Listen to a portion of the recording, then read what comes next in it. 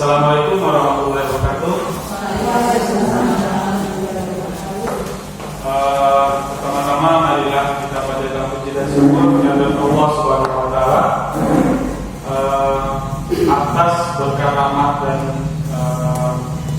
karunia beliau kita bisa berkumpul pada ruangan serbaguna di SMK Negeri 1 Baratangkama pada pagi hari ini. Dan tak lupa salawat dan salam kita panjatkan kepada Nabi besar yaitu Nabi Muhammad SAW, yang mana kita sudah diberikan petunjuk melalui beliau sampai kita bisa berlaku atau melakukan aktivitas seperti sekarang ini. Pertama-tama saya mohon maaf telah mengganggu waktu Bapak Ibu untuk saya melakukan aksi nyata.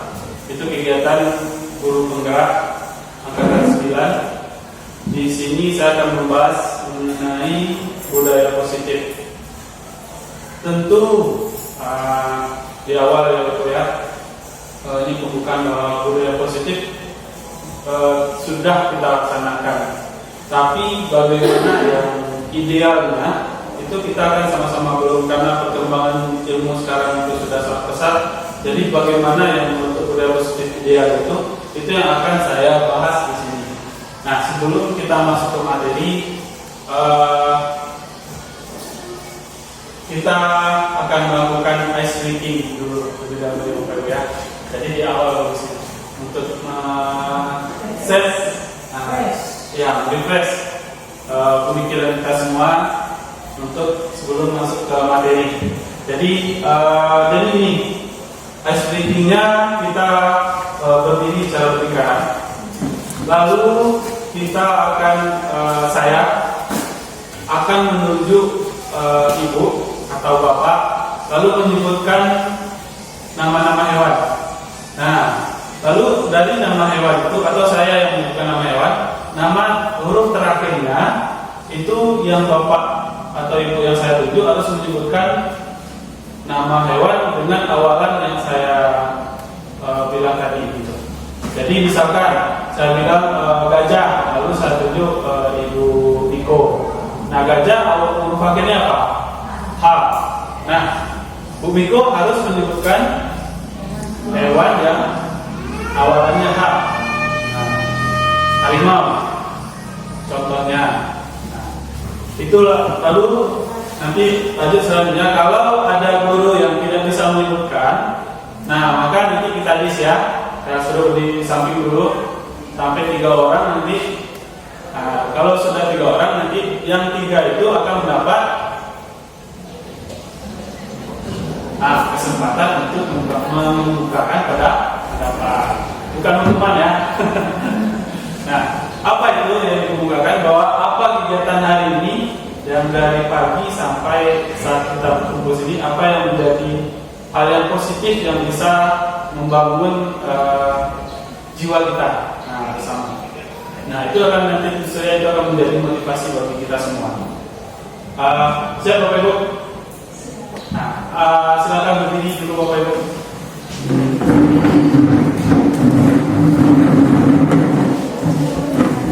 Depan.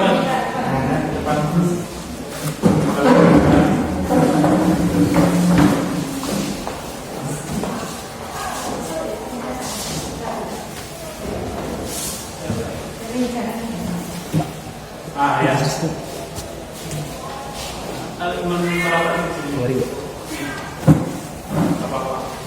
Sudah. Caranya tadi gampang ya. Jadi ini contoh baru kita try out istilahnya. Pertama, toy. Dia mau lupa. Nah, sekarang saya sebutkan salah satu binatang, terus nanti saya tunjuk bapak dulu, lalu sebutkan lagi binatang yang awalan, yang huruf akhir yang saya sebutkan. Ya, tikus, ibu lihat. Singa.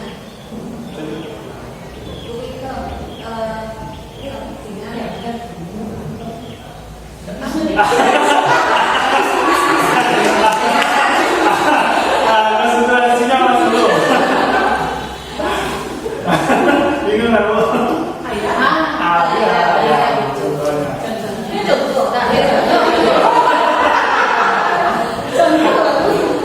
Udah, kita mulai ya Bapak Ibu ya. Siapa yang mulai? Saya atau Bapak Ibu? Udah, oke. Kucing, bungkus. Kasih dulu.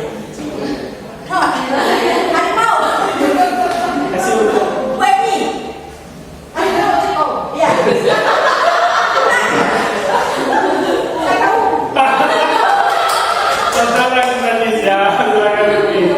Untuk ini. Udah bisa ini. Nah, sekarang kita lanjut dengan ibu rumah tetap, tapi bukan kita yang beda saja. Bapak ibu yang lain. Kita mulai dengan anjing. Ini siapa? Iya. Gajah.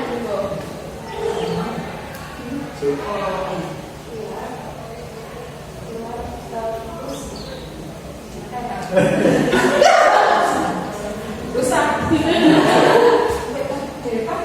Ayam. Macan. Ya. Gak ada ibu. Itu yang dibatasi. Ayo, maaf ya. Tidak.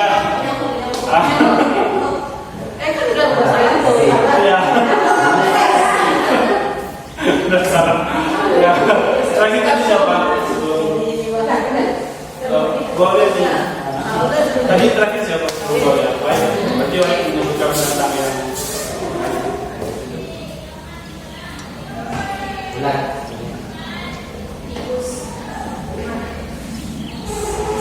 Sapi. Ikan.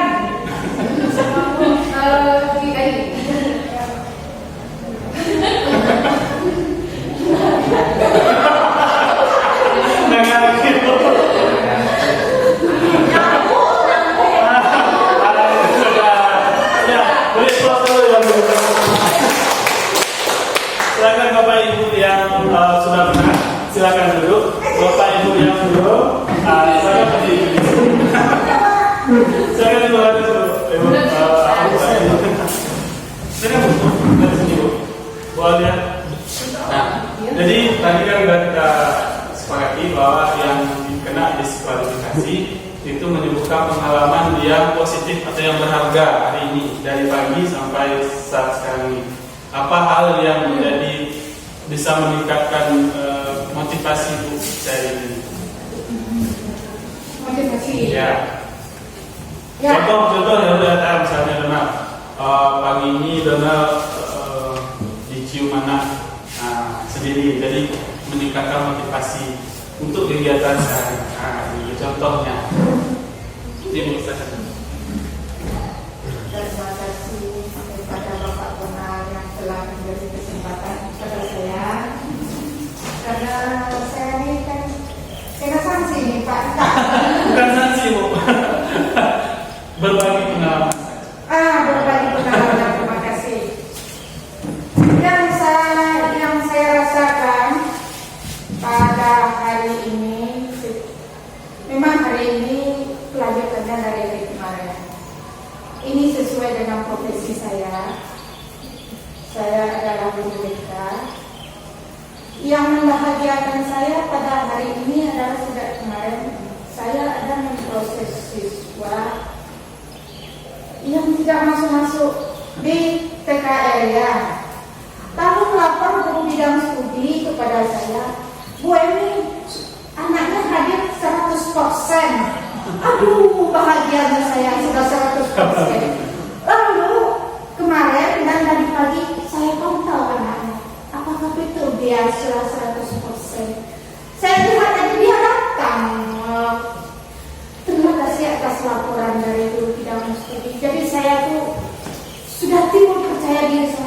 beginilah.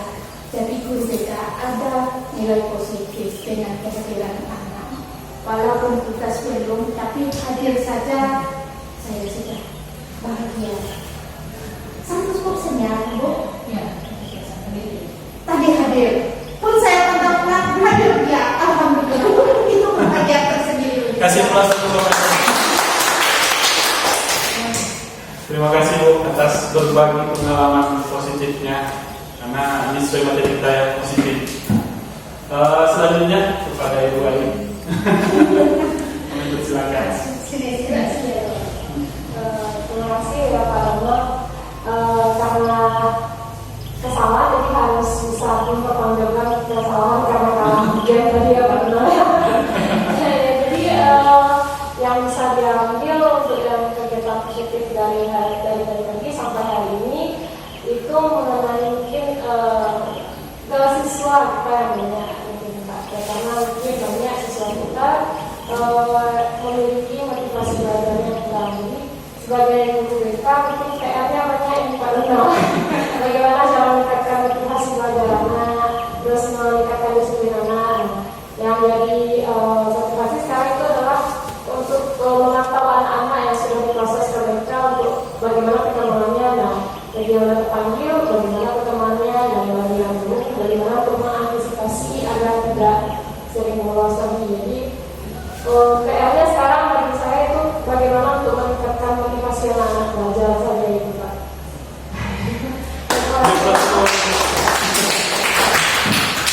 Terima kasih Bu Ayu untuk pengalaman yang juga berarti tanggung jawab kita, apa yang harus kita lakukan bisa menjadi salah satu motivasi kita. Selanjutnya yang terakhir yang paling bontot juga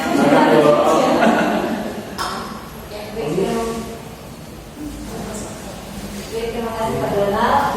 Mungkin pengalaman dari pagi sekarang yang besar bagi yang pagi sudah digerakkan sama Bu Beda, mungkin cukup sekian. Terima kasih. Terima kasih Bu Alia atas berbagi pengalamannya, sehingga kita semua mempunyai pengalaman yang bersifat positif untuk kegiatan kita ke depannya. Kita sekali lagi kita berikan aplaus kepada Bapak Ibu.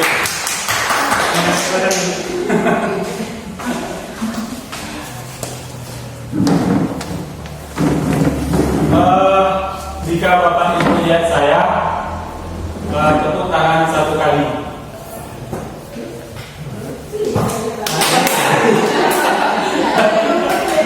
Iya.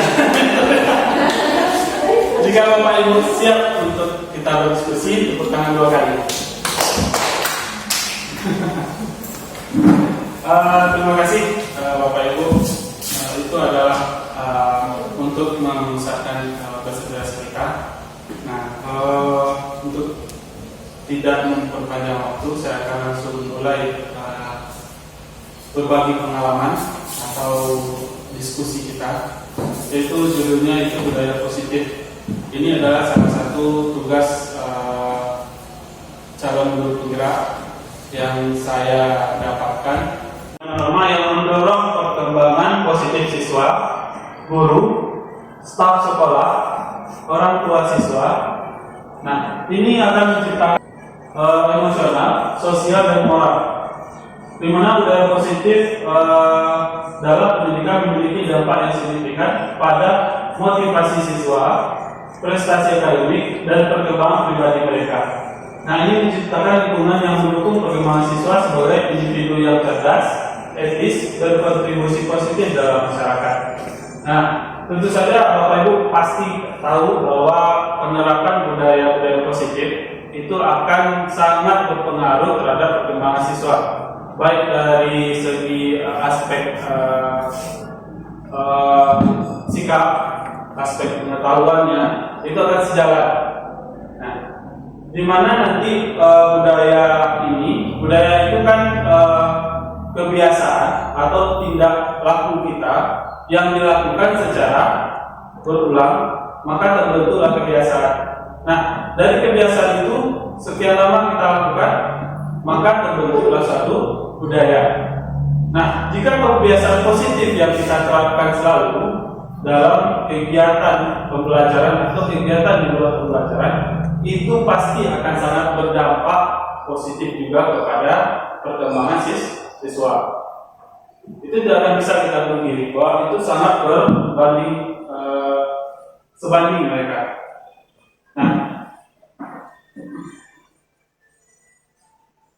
Nah itu pengantar. Lalu kita akan masuk kepada pokok diskusi kita. Di sini budaya positif ini kita akan membahas masalah pertama, yaitu ada disiplin positif dan nilai-nilai kebajikan. Nah, sebelumnya saya juga sudah pernah membahas walaupun dengan Bapak Ibu yang lain ada beberapa nilai-nilai kebajikan di dalam atau nilai-nilai yang terkandung dalam guru penggerak ini. Nah, itu akan kita bahas nanti. Lalu yang kedua adalah teori motivasi, hukuman dan penghargaan. Yang ketiga adalah restitusi. Nah, ini hal baru ya Bapak Ibu ya. Saya juga waktu mengikuti di guru penggerak ini, restitusi itu baru juga saya dengar gitu. Nah, nanti kita bahas. Lalu ada keyakinan kelas. Nah, keyakinan kelas ini secara singkat itu sama halnya dengan peraturan kelas, tapi dengan konsep yang berbeda.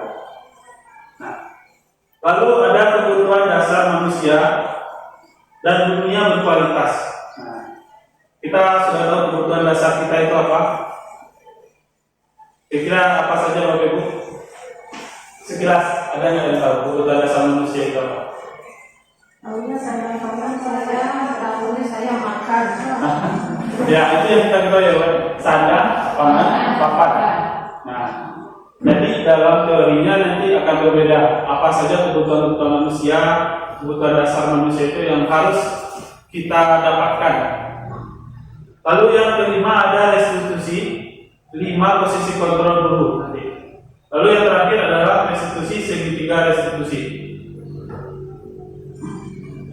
Kita akan bahas yang pertama, ada disiplin positif. Nah, di sini dia menyatakan bahwa arti asli dari kata disiplin ini adalah berkonotasi dengan disiplin diri dari murid-murid yang dijelaskan juga oleh Socrates sama Plato. Nah, disiplin diri dapat membuat seseorang menggali potensinya menuju kepada sebuah tujuan. Nah, sesuatu yang dihargai dan bermakna. Jadi kalau kita berpendapat boleh saya minta pendapat Bapak Ibu, menurut Bapak Ibu disiplin itu apa? Bisa Bapak Ibu minta pendapat satu saja. Apa? Taat akan peraturan. Nah, jadi itu yang kita pahami saat ini ya. Sebelumnya saya juga berpikir lalu juga berpikir seperti itu bahwa disiplin itu adalah taat akan aturan.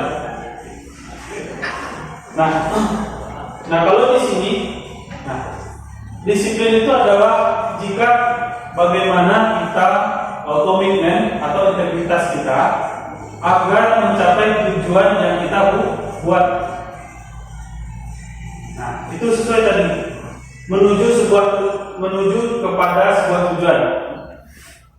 Kalau kita memiliki tujuan, kita akan berkomitmen terhadap apa yang akan kita lakukan agar tujuan kita itu tercapai.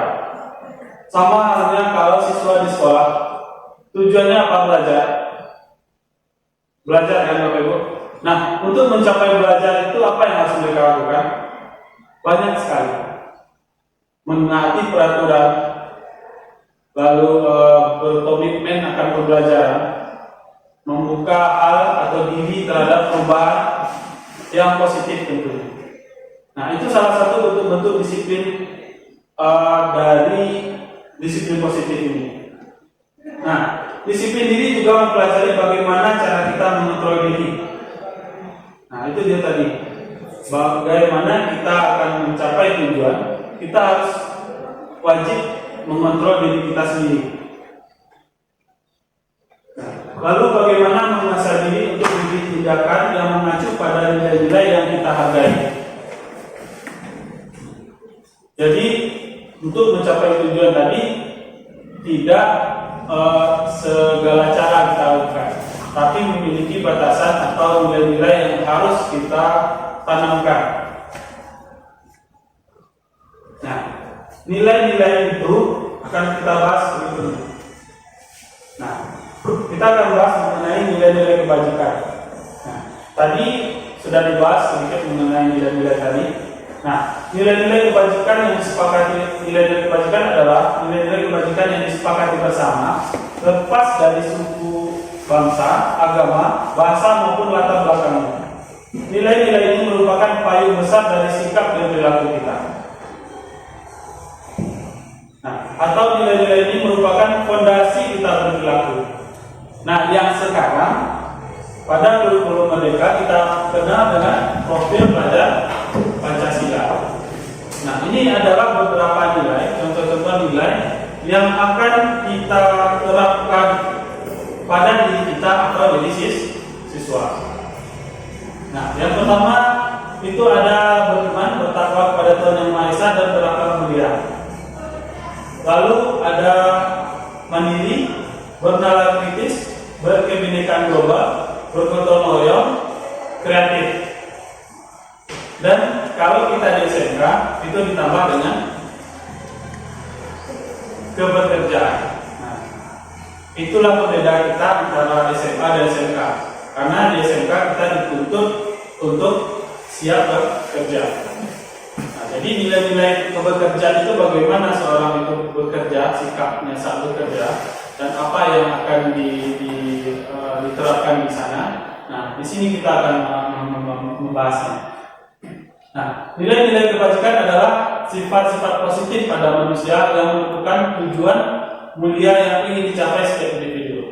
Nah, lagi bahwa tujuan adalah yang menjadi akhir dari perjalanan kita.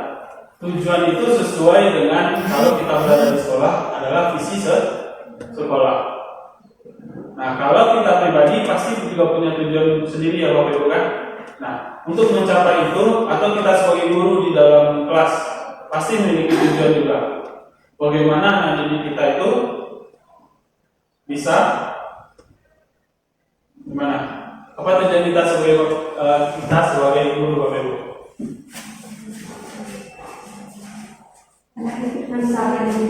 Anak didik bisa mandiri. Mandiri ya Bapak Ibu ya. Nah, itu salah satunya. Nah, tapi kalau di profil pelajar Pancasila ini yang dituntut pengembangan seorang siswa itu. Pertama dia beriman, bertakwa atau bernilai religiusnya. Lalu ada nilai mandirinya, bahwa dia bisa seperti yang Bapak Ibu ungkapkan tadi, mandiri dia tanpa bantuan orang lain dia bisa menunjang kehidupannya sendiri. Lalu ada bernalar kritis. Ini sangat penting untuk siswa kedepannya di dalam dunia kerja. Lalu ada berkebinekaan global, ada bergotong royong dan kreatif. Nah, ini adalah nilai-nilai yang seorang guru harus tanamkan dalam diri siswa. Nah, dengan nilai-nilai ini maka terbentuklah disiplin yang positif. Sehingga tujuan yang kita capai tadi, yang kita inginkan tadi agar tercapai.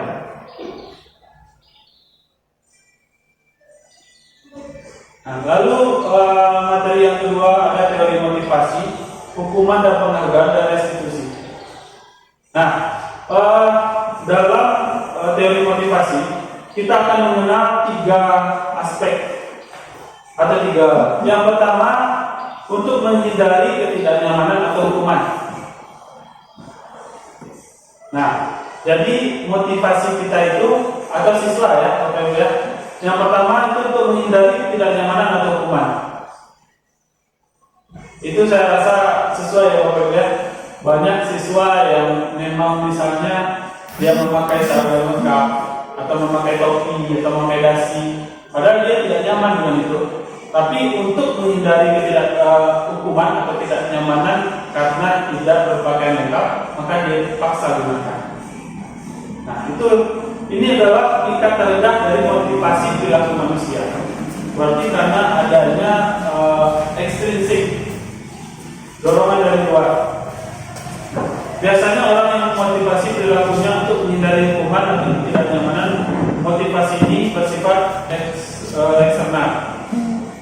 Jadi di luar dari diri siswa.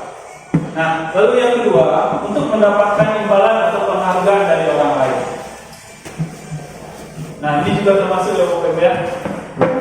Siswa yang mendapat nilai 100 akan diberi hadiah, atau siswa juara umum tahun ini akan diberi hadiah HP. Nah, itu kita imbalan itu. Maka dia bekerja berdasarkan atas imbalan yang akan dia terima. Nah, ini satu tingkat di atas yang dari pertama tadi. Nah, ini juga termasuk dari motivasi eksternal. Nah, yang ketiga, itu untuk menjadi orang yang mereka inginkan dan menghargai diri sendiri dengan nilai-nilai yang mereka percayai. Nah, ini yang dituntut kepada kita selaku guru untuk menumbuhkan sikap disiplin. Jadi siswa itu bekerja atau bertindak dari dalam diri mereka. Mereka mau jadi apa ke depannya? Dan dengan itu mereka akan berusaha sendiri. Jadi tanpa imbalan atau tanpa hukuman dari pihak luar. Lalu menghargai diri sendiri dengan nilai-nilai yang mereka percaya. Nah, inilah fungsi juga guru. Nilai-nilai yang siswa percaya itu kita kirim kepada nilai-nilai yang sesuai dengan profil pelajar Pancasila yang 6 tadi. Sehingga terbentuklah individu yang ideal, yang siap untuk di dunia kerja nantinya. Nah, kita lanjutkan Bapak Ibu ya. Lalu ada hukuman dan penghargaan. Nah, pentingnya pemahaman tentang motivasi perilaku siswa. Al-Fikon mengemukakan baik penghargaan maupun hukuman adalah cara-cara mengontrol perilaku seorang yang menghancurkan potensi untuk pembelajaran yang sesungguhnya. Lalu menurut Kon, secara ideal tindakan belajar itu sendiri adalah penghargaan yang sesungguhnya. Ini berlandaskan pada pandangan bahwa motivasi intrinsik dapat lebih efektif dalam jangka panjang dibanding dengan pemaksaan. Nah, ini kalau saya pribadi sepakat dengan teori Kon ini, bahwa motivasi intrinsik itu memang sangat dibutuhkan dibanding dengan ekstrinsik tadi atau eksternal tadi. Karena yang tumbuh dari dalam diri kita sendiri akan kita lakukan secara sadar dan tanpa paksaan. Nah, dibanding dengan adanya sistem imbalan atau hukuman. Nah, kita lanjut kepada studi kasus. Nah, kita akan berdiskusi kasusnya apa, gimana? Sebagaimana kita ketahui, kita umat beragama ya Bapak Ibu ya. Dalam keagamaan itu kita akan dikenalkan adanya hukuman, lalu adanya penghargaan atas apa yang dilakukan. Apalagi kita sebagai umat Islam, kita di sini umat Islam semua ya Bapak Ibu ya. Bahwa sedari kecil, umpamanya, contohnya ya, contohnya kita diperkenalkan sholat waktu kecil. Umur 1 sampai atau 2 sampai 6 tahun kita diperkenalkan sholat, tetapi tidak dipaksakan. Bagaimanapun kita sholat, yang penting walaupun bacaannya salah-salah atau gerakannya tidak begitu baik sesuai dengan aturan agama, nah, itu tidak apa-apa. Tapi ada beberapa hadis menurut para ustaz, ada bahwa kita boleh memberikan hukuman kepada anak yang tidak melakukan sholat, tapi hukuman kecil bisa berupa pukulan di kaki. Ya kan Bapak Ibu? bisa Bu Eva bagaimana? Apakah Bu Eva melakukan itu atau tidak? Ya. Bu Emi? Kalau saya melakukan dengan pengertian, ajakan, dengan kasih sayang, dirangkulkan. Nah, itulah keberagaman yang kita lakukan di dunia. Nah, ini akan kita bahas. Nanti saya minta Bapak Ibu memberikan pendapatnya terhadap kasus ini di dalam statement yang akan saya berikan. Lalu nanti kita tempel di sana. Setelah kita tempel, saya akan minta beberapa dari Bapak Ibu untuk menjelaskan yang ada Bapak Ibu tulis tadi. Lalu jelaskan secara singkat kenapa Bapak Ibu melakukan itu dan apa pendapat Bapak Ibu terhadap penghargaan dan hukuman tadi. Bisa Bapak Ibu?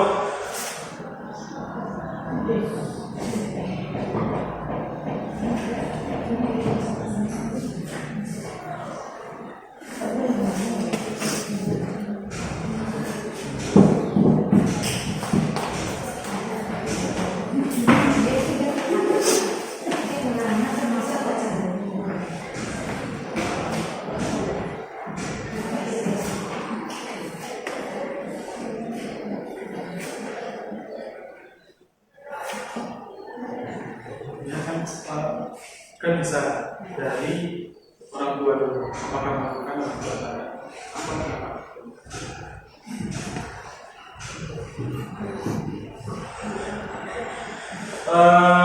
Kita beri waktu 5 menit ya Bapak Ibu ya untuk mengisi pendapat Bapak Ibu di kertas statement tadi.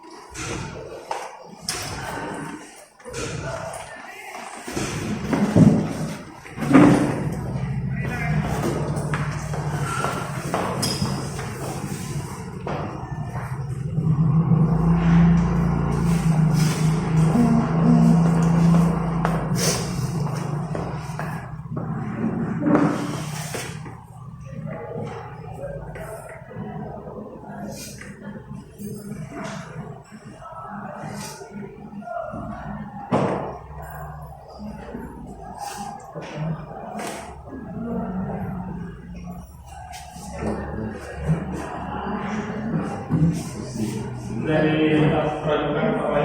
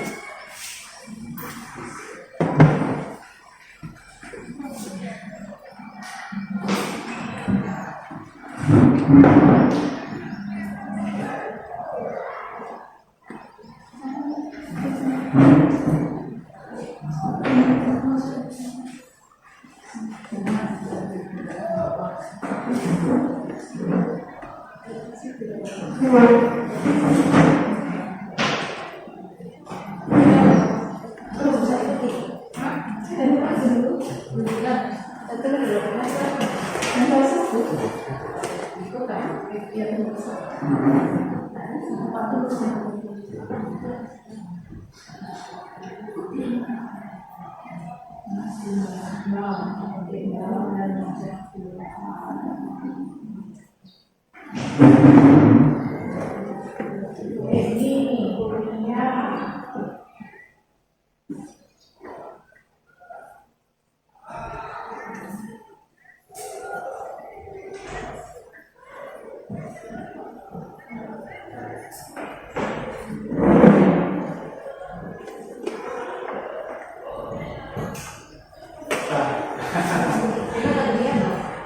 Gimana? Oh, oke. aku bukan. Jadi untuk memilihnya nanti kita pakai spin wheel, Bapak Ibu yang akan kita bantu untuk mengungkapkan pendapatnya, terus membacakan apa yang ditulis pada sini.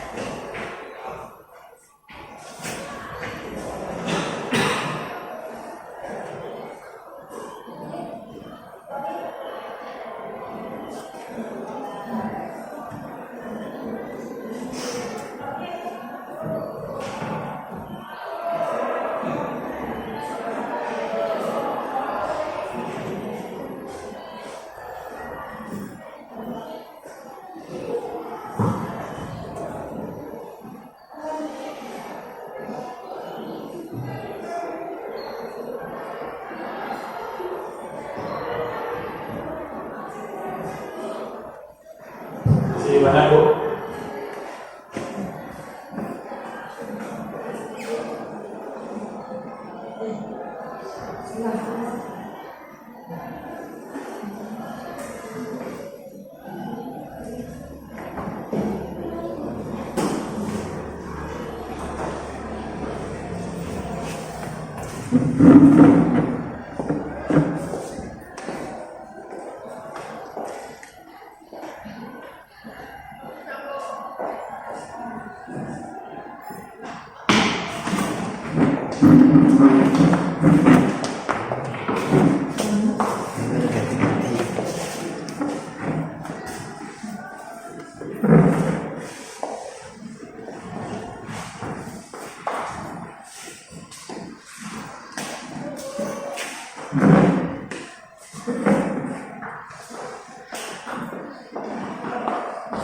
Ya.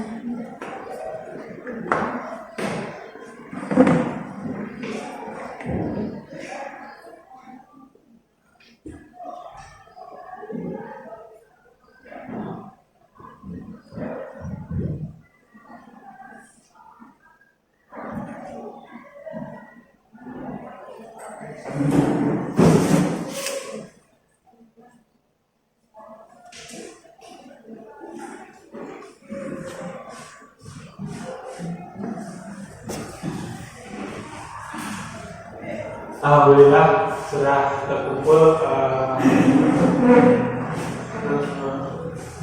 beberapa pendapat Bapak Ibu mengenai studi kasus kita sekarang. Saya nanti akan meminta kesediaan Bapak Ibu yang kita sepakati aja, apakah Bapak Ibu yang mau memaparkan sendiri atau kita pilih secara bersama-sama.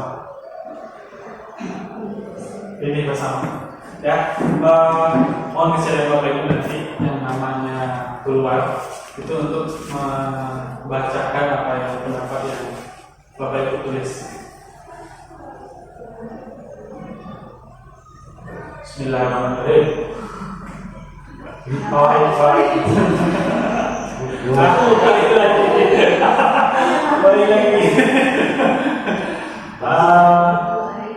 Kita minta tolong kesediaan baik untuk membacakan pendapatnya yang depannya baik.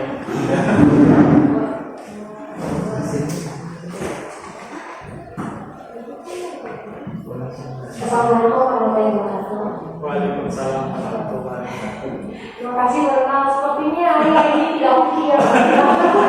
Tidak oke sepertinya. Baik, berdasarkan yang disampaikan oleh Pak Donald, menurut saya hukum dan penghargaan itu boleh dilakukan karena di dalam BK itu ada semacam kayak teori behavioristik atau teori kebiasaan belajar. Jadi sebenarnya bukan hukuman, kalau dalam penghargaan kalau di BK itu ada yang namanya stimulus dan respon. Jadi stimulus itu semacam bisa dikatakan sebagai hukuman dan penghargaannya adalah respon. Jadi ketika seseorang dihadapkan dengan suatu kondisi yang kurang menguntungkan, otomatis dia akan mendapatkan suatu akibatnya atau hukumannya. Nah, jika itu dilakukan secara terus-menerus, maka dia akan menjadikan tahu bahwa yang saya lakukan ini salah, maka saya akan mendapatkan hukuman ini. Tapi jika saya menghindarinya, maka saya mendapatkan semacam reward atau penghargaan. Penghargaan itu kan tidak harus selalu mengenai harta benda, sehingga berupa semangat, ujian atau segala macam yang lain yang sifatnya positif. Nah, jadi menurut AI itu boleh dilakukan sesuai dengan kondisi dan sesuai dengan kondisinya saja, Pak. Jika memang perlu dilakukan, diberikan, jika tidak, diberikan. Alhamdulillah ya Bapak ya.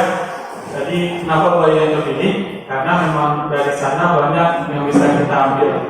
Jadi ada istilah stimulus di sana, ada respon. Itu hal-hal yang baru yang harus kita juga masukkan di dalam diri kita, pengetahuan kita, sehingga kita akan bertindak bagaimana ke depannya yang lebih baik. Terima kasih ya Bayi atas berbagi ilmunya. Kita lanjutkan ya Bapak Ibu.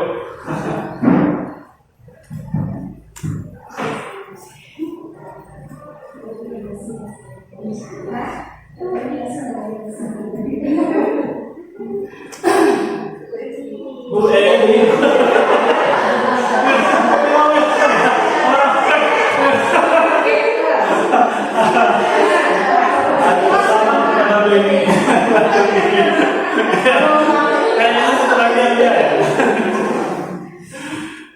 Silakan Baby atas waktunya.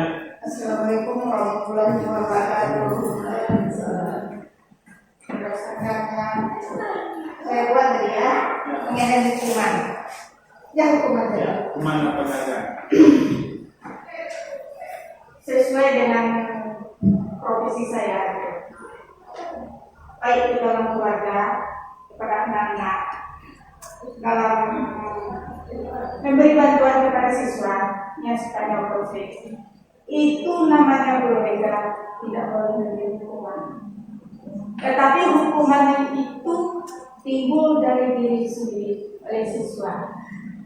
Guru BK hanya merangkul, memberi perhatian, mengkaji kenapa siswa itu berbuat.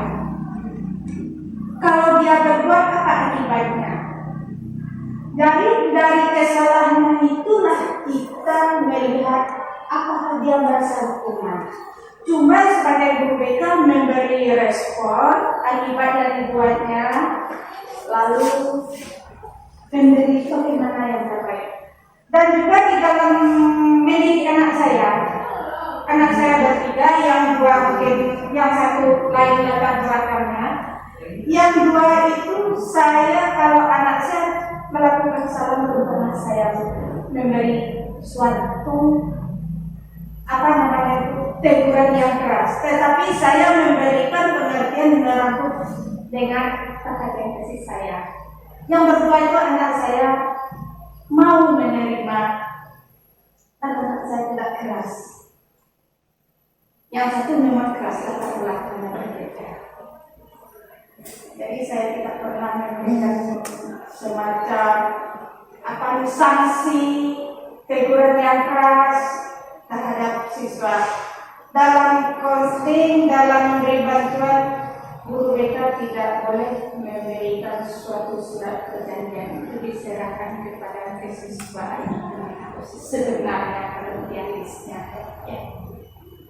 Karena kita menarik merangkul siswa seolah-olah ia diperhatikan. Ya, terima kasih Pak. Terima kasih. Untuk generasi Itu sangat mencerahkan kita. Jadi selaku guru penggerak untuk kedepannya saya juga akan berusaha seperti yang Ibu katakan tadi. Dan untuk sekarang memang saya masih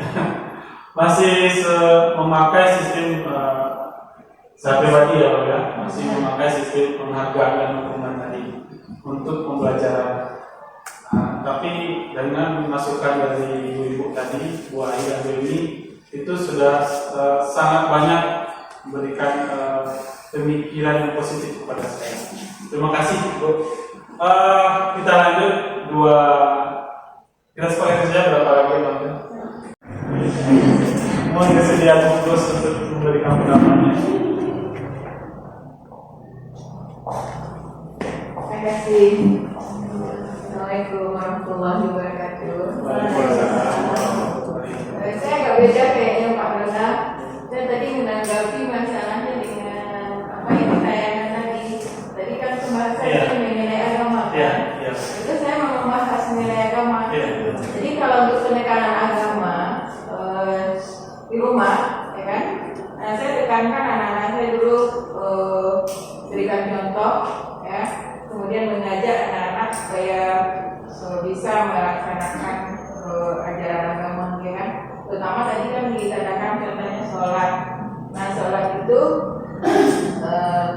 saya tekankan sama anak-anak, misalnya dia dengan cara pas waktu azan, maka karena kan rumah dekat masjid gitu ya, pas waktu azan, nah kita langsung ambil wudhu gitu kan. Nah, saya melakukan dulu, terus kalau ayahnya juga gitu ya.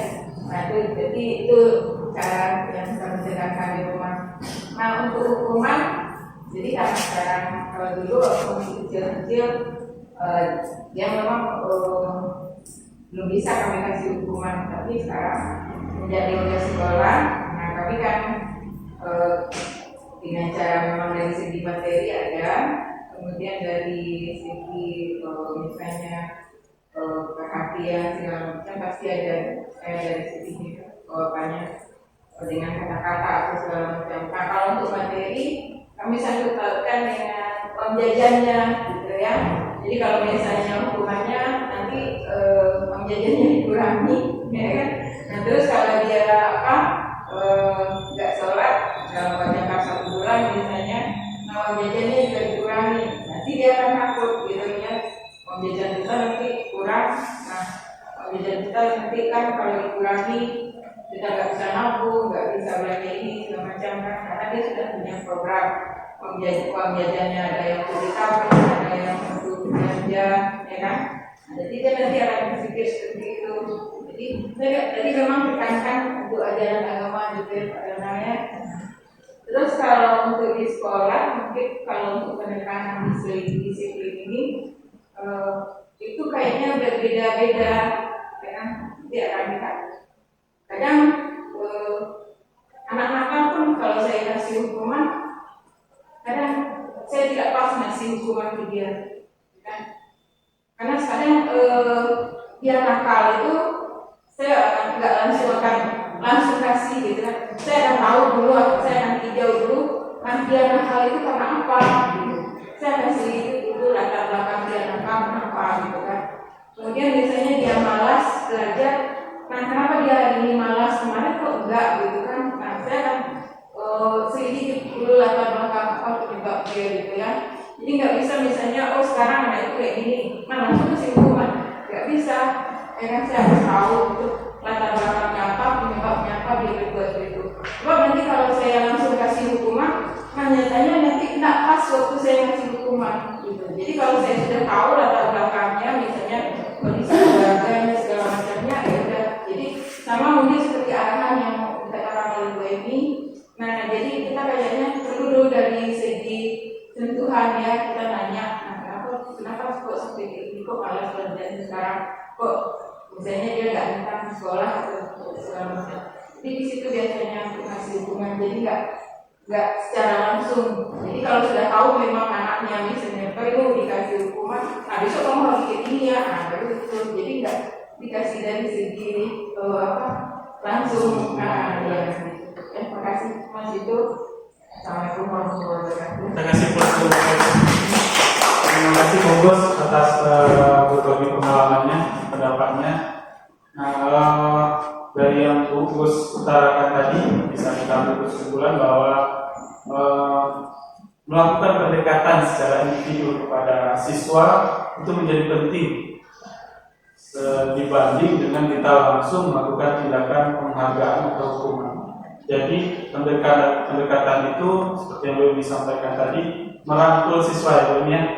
Jadi kita lebih dekat ke siswa dan siswa pun lebih terbuka atas masalah-masalah atau kita bisa memunculkan apa sih potensi-potensi yang ada pada siswa tersebut. Terima kasih Bu Gus sekali lagi atas pendapatnya. Terima kasih juga kepada Bapak Ibu lain sudah memberikan ragam pendapat yang nanti ini akan menjadi masukan secara pribadi bagi saya untuk lebih bagaimana bersikap yang lebih positif ke depannya. Bisa kita lanjutkan Bapak Ibu? Kita lanjut tentang restitusi. Nah, ini adalah hal yang baru ya bagi saya pribadi, juga yang baru kemarin karena saya belum mengenal istilah restitusi ini.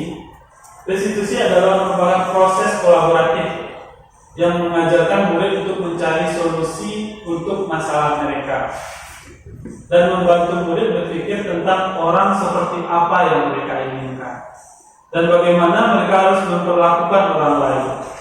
Nah, itu yang dinamakan dengan restitusi. Kolaboratifnya dari mana? Antara kita sebagai guru dengan siswa. Dan bukan hanya kita dengan siswa, tapi juga semua warga sekolah. Karena kenapa? Warga sekolah itu sangat juga merupakan faktor pendukung untuk keberhasilan proses belajar mengajar. Kenapa? Misalkan tenaga kebersihan saja contohnya, dia tidak melakukan fungsinya, tidak membersihkan area sekolah atau rumput-rumput liar yang seperti yang benar. Bagaimana kondisi siswa untuk belajar? Tentu tidak kan baik juga. Nah, walaupun kebersihan itu bukan hanya tugas dari tenaga kebersihan, tapi seluruh warga sekolah. Tapi itulah kolaboratif. Nah, bagaimana yang dimaksud di sini adalah bagaimana kita menekankan bahwa siswa itu bisa mencari solusi atas masalah mereka sendiri. Sebetulnya kita sudah melaksanakan yang berbeda. Sudah ya, berbagai metode yang kita lakukan pembelajaran pasti ada efek ini. Misalkan diskusi atau apa yang lain. Tapi hal restitusi ini, kalau saya pribadi saya baru sekali ini mendengar. Maksud saya waktu pembelajaran di sini. Baby, bagaimana Baby? Mau. Pernah mendengar restitusi sebelumnya Baby? Belum pernah. Harus sekarang. Bu Licin? Baru sekarang. Baru sekarang. Pak Bayu? Baru sekarang Pak Bayu? Bu Alia? Baru sekarang. Itu ya, jadi yang maksudnya bahwa kita lebih menunggu pikiran dari siswa, tapi kita mengarahkan bahwa dia bisa mencari solusinya sendiri dia mau bentuk dirinya, dia punya tujuan sendiri, bagaimana dia ke depannya, dan bagaimana dia memperlakukan orang lain di sekitar. Saya juga sangat tepat ya Bapak Ibu. Dalam pembelajaran siswa di sekolah, kan banyak tuh anak yang tidak tahu sih, dia hanya ikut-ikut, dia masuk jurusan PKL misalnya, tapi dia tidak tahu ke depannya dia bagaimana. Atau dia masuk SMK, tapi dia tidak tahu dia masuk SMK, tapi dia tujuannya masuk lanjut kuliah. Kan tidak kurang tepat, walaupun bisa tapi itu kurang tepat. Jadi itu yang akan kita giring di sini. Misalkan dia masuk jurusan PKJ atau dia ke sekolah mau ngapain. Nah itu yang kita giring, kita bahas, diskusikan ke siswa. Jadi tidak hanya program UPK lagi. Ya. Jadi semua kita harus melakukan pendekatan ke siswa untuk menanamkan hal ini, bahwa siswa bisa mencari solusi atas apa yang menjadi permasalahan dia sendiri. Lalu posisi kontrol institusi juga memberikan siswa kesempatan untuk memperbaiki kesalahan mereka dan belajar dari pengalaman. Nah, di sini letak dari posisi hukuman tadi. Jadi bukan hukuman bunyinya, adalah konsekuensi. Jadi kalau dia berperilaku A, apa yang akan terjadi? Kalau dia berperilaku B, ini yang akan terjadi. Nah, tapi kita yang mengiring untuk dia melakukan tindakan yang paling tepat.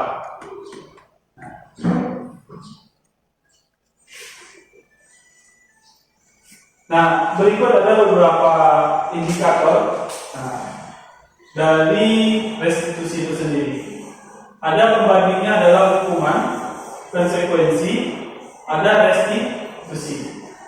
Nah, kalau dari pembahasan modul itu identitas gagalnya adalah berupa hukuman. Sewaktu kita sudah melakukan hukuman, itu ada identitas kegagalan kita membentuk kepribadian siswa. Di sini jika kita melakukan hukuman, maka sesuatu yang menyakitkan harus terjadi. Ya kan Bapak Ibu? Ya. Karena hukuman itu tidak ada yang menyenangkan bagi siswa. Sama hukuman. Nah, lalu tidak nyaman untuk murid atau anak untuk jangka yang waktu panjang. Misalkan kalau distorsi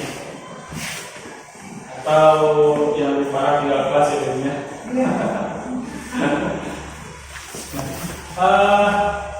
Lalu korban mendapatkan keadilan. Korbannya siapa? Misalkan dia bertengkar sama temannya. Korbannya kan temannya. Lalu dia akan mendapat hukuman yang melakukan tindak kekerasan tadi. Nah, tentu saja temannya mendapat keadilan kan Bapak Ibu ya. Tapi teman yang satu lagi, yang pertama tadi, satu yang menyakitkan harus terjadi. Fisik misalkan memberi hukuman berbentuk olahraga atau apa, lari lapangan 15 kali. Nah, yang identitas suksesnya bagaimana? Ada bentuk konsekuensi atau restitusi. Nah, yang paling diharapkan itu adalah restitusi. Yang konsekuensi bagaimana? Sesuatu harus terjadi. Itu adalah dampak dari tindakan yang dia lakukan, tapi bukan kita yang memberikan dampak itu. Atas tindakan dia sendiri, siswa itu sendiri. Dia datang terlambat, konsekuensinya apa? Siswa ketinggalan pelajaran. Maka berapa menit yang ditinggalkan itu kan tidak ada lagi pengulangan untuk siswa yang terlambat. Nah, itulah konsekuensinya. Lalu tidak nyaman untuk murid atau anak untuk jangka yang waktu pendek. Nah, kan hanya jangka pendek ya. Misalnya dia ketinggalan pelajaran, tapi dia bisa mengejar. Tapi dia saat masuk dia akan kebingungan. Nah, itu dia. Tapi tidak jangka panjang. Tidak nyaman itu. Lalu korban bisa diabaikan. Jadi tidak ada korban di sana. Lalu yang terakhir, murid atau anak dibuat tidak nyaman. Nah, tentu saja tadi misalnya terlambat atau tidak memakai baju seragam atau baju praktek dalam robot gitu. Nah, lalu yang terakhir adalah restitusi. Nah, ini adalah yang diinginkan dalam itu atau yang diinginkan ada dalam setiap guru menerapkan kegiatan restitusi ini. Nah, yang pertama, restitusi itu merupakan pilihan. Jadi di saat anak terlambat atau ada masalah, kita diskusi dia apa pilihan yang akan dia hadapi kalau umpamanya yang dilakukan seperti ini. Jadi dia memahami kesalahannya di mana. Jadi kita memberikan arahan-arahan sehingga dia bisa memahami apa yang terjadi atau apa kesalahan yang sudah dia lakukan. Nah, lalu menguatkan untuk murid atau anak dalam jangka yang panjang. Menguatkan itu bagaimana? Bahwa kita tanamkan pada diri anak bahwa yang dia lakukan itu apakah salah atau benar. Sehingga kalau sudah tertanam bahwa terlambat itu memang salah pada diri siswa, maka dalam jangka panjang dia akan membiasakan untuk tidak datang terlambat, tapi melalui pendekatan, bukan dari segi hukuman atau pengajaran. Maka dia paham akan kondisi dirinya saat itu. Lalu korban mendapatkan ganti. Nah, berarti win-win solution ya Bapak Ibu ya. Yang dia dalam terlambat tidak mendapat hukuman, tapi dia mendapat penguatan. Yang misalkan kalau ada temannya yang didapat juga tidak mendapat apa-apa. Nah, lalu yang terakhir murid atau anak mendapatkan penguatan, itu dia tadi dikuatkan lagi dirinya, bukan dipersalahkan, tapi dikuatkan nilai-nilai mana yang harus dikembangkannya dalam dirinya. Misalnya dia datang terlambat, nilai apa sih yang harus ditingkatkan? Disiplin diri. Nah, itu dia.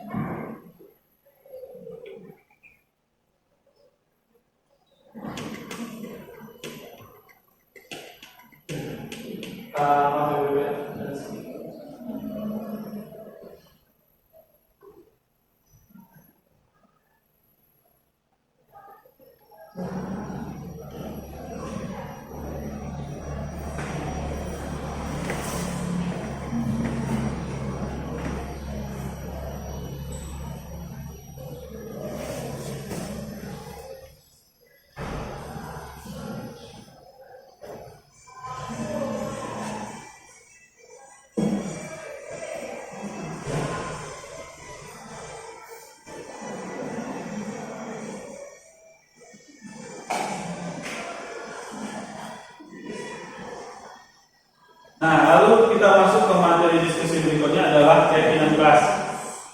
Nah, gimana kalau yang taraf kehidupannya lebih mampu itu bagaimana? Itu akan berbeda nantinya. Tapi kalau sudah kita sepakati bersama dengan nilai-nilai yang kita terapkan, tentu itu semuanya akan menjadi seragam. Dan di sanalah akan ada kedekatan antara siswa. Itu keyakinan kelas. Kita lanjutkan. Ada kebutuhan dasar manusia dan dunia berkualitas. Nah, tadi sudah sempat saya singgung sedikit Bapak Ibu tentang kebutuhan dasar. Tadi ada Bu Mahmini menjawab butuh makan, butuh tempat tidur, butuh pakai. Itu di semua siswa sama. Jika kita mengabaikan satu siswa saja, dia pasti bertingkah gitu ya. Selain mencari perhatian yang berbeda. Lalu yang kedua ada kebebasan. Nah, itu salah satunya ilmunya. Bebas mengungkapkan pendapat, bebas untuk bertindak. Iya, yang sifatnya pasti bersifat positif. Nah, itulah fungsi kita sebagai guru untuk mengarahkan siswa, mengarahkan bagaimana siswa itu bertindak ke arah yang positif. Nah, yang ketiga ada kesenangan.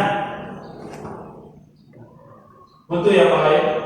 refreshing. Refreshing ya Ibu ya.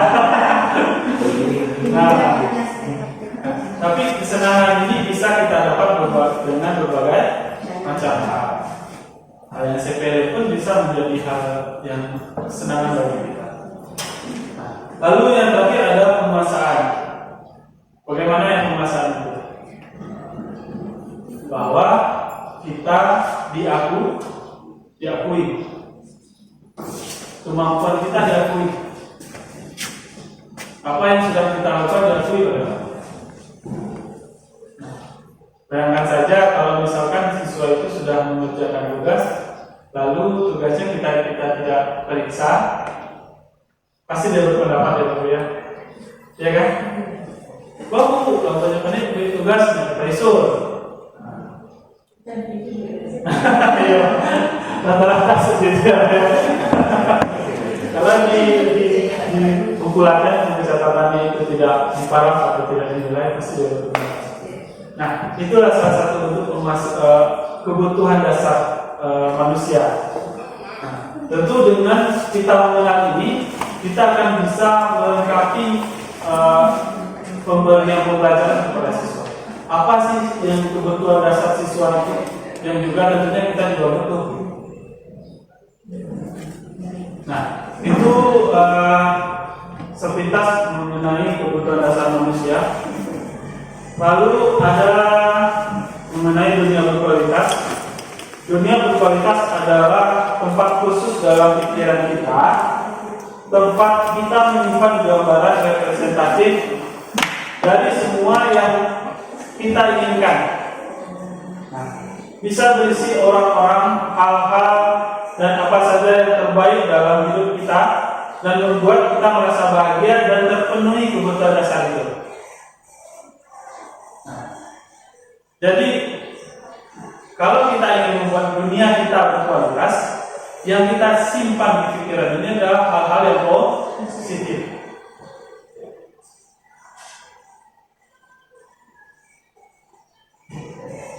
Kita sepakat ya Bapak Ibu ya? Atau ada yang tidak sepakat dengan hal ini?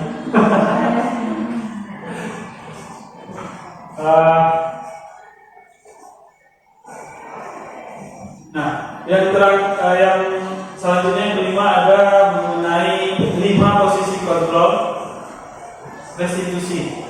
Nah, di sini posisi kontrol ini adalah jelas Bapak. Jelas. Di sini kita sebagai guru diposisikan terhadap 5 posisi. Yang pertama kita sebagai penghukum. Yang kedua kita sebagai pembuat orang merasa bersalah. Yang ketiga kita sebagai teman. Yang keempat kita sebagai pemantau. Yang terakhir kita sebagai manajer. Nah, sebelum Ronald jelaskan, kira-kira Bapak Ibu tergambar posisi kelima kita ini. Baik, tergambar. Ada kita sebagai penghukum, membuat orang merasa bersalah, ada sebagai teman, ada sebagai pemantau, manajer yang terakhir. Nah, di sini Donald minta kesediaan Bapak Ibu menuliskan di sticky note, tapi tidak untuk dikemukakan nanti sebagai bahan masukan bagi Donald. Bapak Ibu dalam pembelajaran lebih sering menerapkan yang mana dari kelima posisi kontrol ini sebelum Donald jelaskan. Yang pertama apa tadi? Penghukum. Pertama penghukum ya. Yang kedua membuat orang merasa bersalah. Yang ketiga sebagai teman, siswa kita buat sebagai teman. Yang keempat sebagai pemantau saja. Siswa dirangkul sebagai teman. Ya. Yang terakhir ada sebagai manajer. Yang terakhir ada sebagai manajer.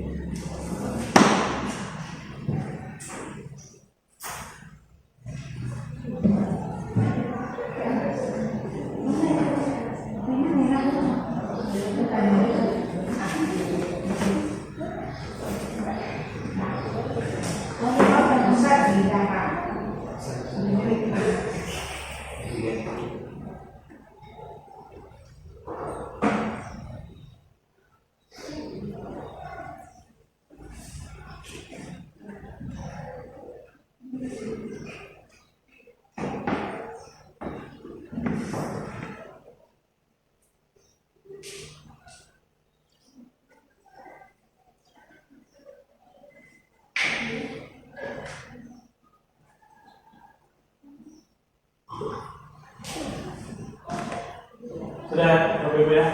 Nanti itu akan kita kumpulkan. Dulu.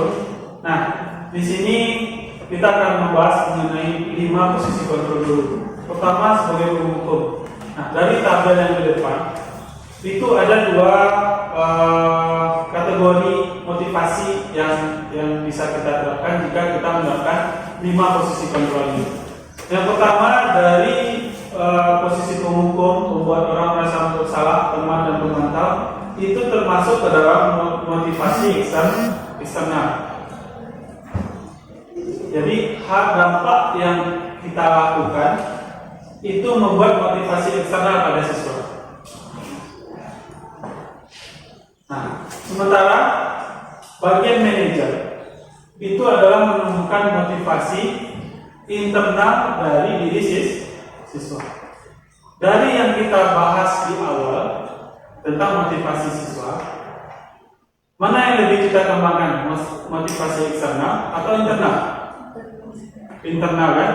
Nah, jadi yang lebih disarankan dalam penggunaan posisi kontrol ini adalah sebagai manajer.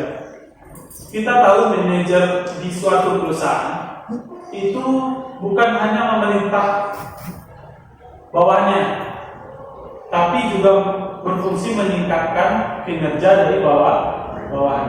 Bagaimana dia merangkul bawahannya sehingga bawahan itu bekerja tanpa arahan. Dia bisa bekerja sendiri dan sesuai dengan tupoksinya masing-masing.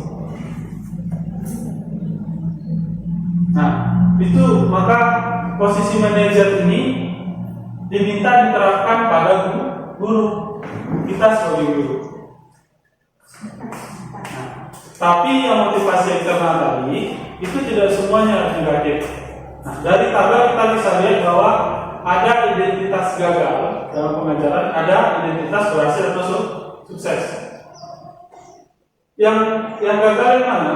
Yaitu adalah penghukum dan membuat orang merasa bersalah. Bagaimana kalau kita posisikan bahwa kita menghukum siswa atau membuat siswa merasa bersalah, itu akan berdampak negatif kepada siswa itu sendiri, baik dalam jangka panjang atau jangka pendek. Nah, yang terakhir adalah identitas berhasil atau sukses.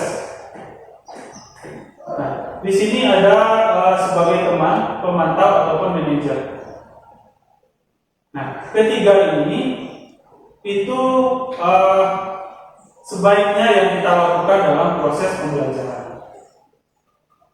Bagaimana kita membuat siswa itu sebagai teman kita, bagaimana kita memantau siswa dalam kegiatan, dan bagaimana kita menjadi seorang manajer bagi siswa, sehingga pegawai atau siswa kita tadi bisa melakukan tugasnya tanpa adanya paksaan berupa hukuman atau penghargaan. Karena penghargaan itu jika sudah diterapkan secara terus-menerus, kalau suatu saat itu akan dihentikan, itu akan mengurangi motivasi orang bekerja. Itu dari 5 posisi kontrol. Nah, yang terakhir ini adalah lanjutan dari posisi kontrol tadi. Nah, ada segitiga restitusi yang ini menjadi acuan tindakan kita dalam melakukan kegiatan restitusi tadi. Pertama, ada yang namanya menstabilkan identitas. Lalu yang kedua, ada yang namanya validasi tindakan yang salah. Dan yang ketiga, menanyakan keyakinan. Nah, menstabilkan identitas ini bisa berupa setiap orang pasti pernah melakukan kesalahan. Bahwa dia menstabilkan identitas siswa tadi, dia tidak menekankan bahwa siswa itu bersalah. Maka diiringi dengan bahwa semua orang pasti sudah pernah melakukan kesalahan. Nah, yang kedua, kamu bukan satu-satunya yang pernah melakukan ini.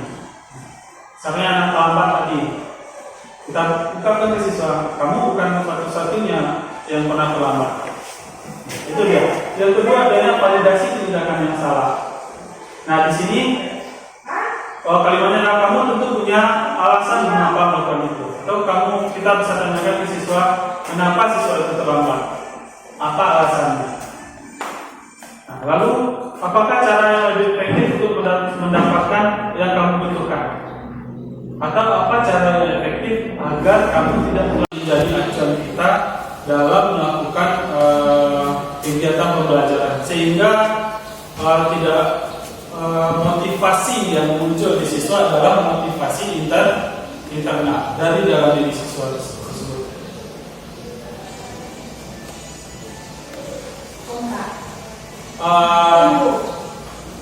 Sekian pemaparan diskusi dari Dana atau pemaparan presentasi. Untuk terakhir Bapak Ibu, adakah Bapak Ibu yang bisa menyimpulkan apa kegiatan kita hari ini? Beberapa kesimpulan saja.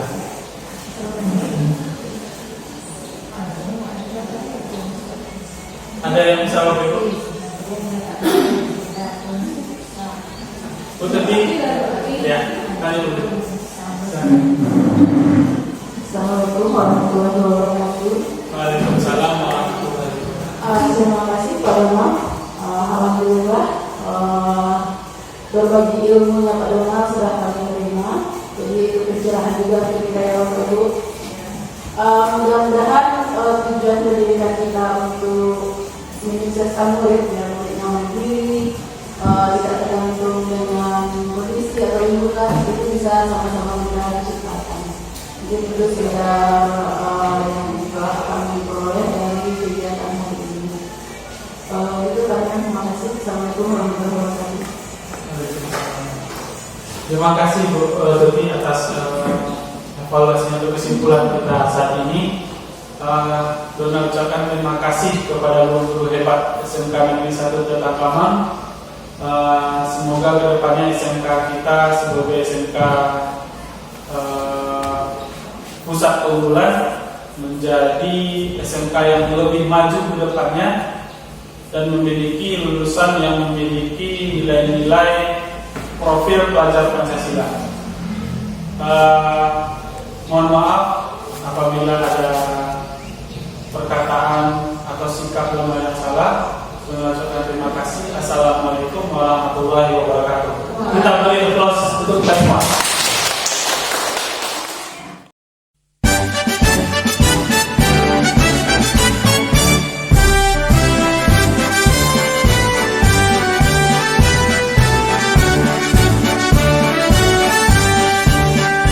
Bulatkan tekad kuatkan hati, negeri ini memanggilmu kawan. Belajar bergerak berbagi untuk negeri, guru penggerak majukan pendidikan. Guru penggerak menghamba pada murid, kreatif rancang pembelajaran. Hargai potensi, tingkatkan prestasi, lahirkan profil pelajar Pancasila. Belajar, bergerak, berbagi untuk negeri, kita menjadi